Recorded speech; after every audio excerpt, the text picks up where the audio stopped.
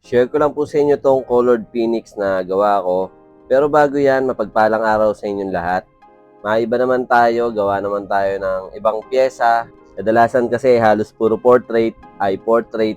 Tapos yung mga floating font, yun yung mga pyesa na ginagawa natin o pinapagawa sa atin. Ngayon naman, gawa naman tayo nitong colored phoenix. Bali, kinuha muna natin halos lahat ng detalye nitong pyesa na to.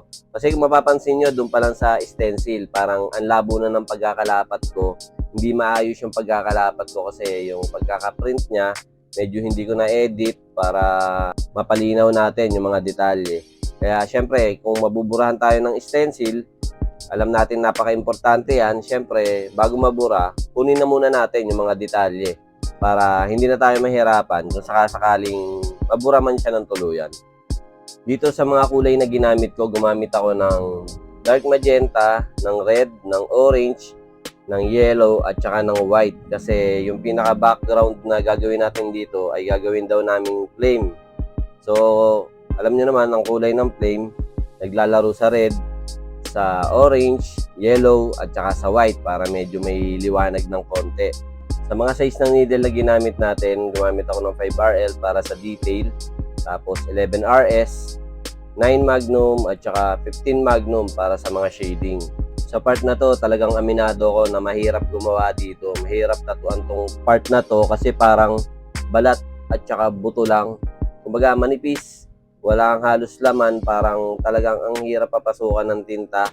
Lalo na kapag ka nag-chicken skin pa siya, pagka namagana, parang mas mahirap papasukan ng tinta.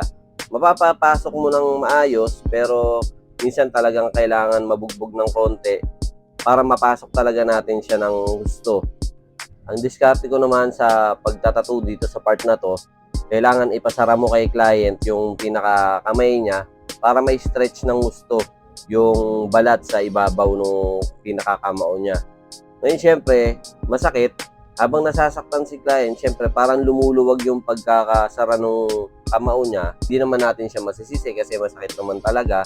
So, doon tayo mahihirapan talaga magpapasok lalo pagka medyo maluwag na yung pagkakasara ng kamao niya. So, ang gagawin natin, i-stretch pa rin natin para matulungan din talaga natin na mabanat yung balat para mas madali natin may pasok yung tinta at para hindi rin tayo mahirapan pareho ni client. At yun lang, ito na ang ating finished product. Maraming salamat sa panonood. Ako po si Neds Galarpe ng Marikina City at ito ang aking tattoo tutorial video.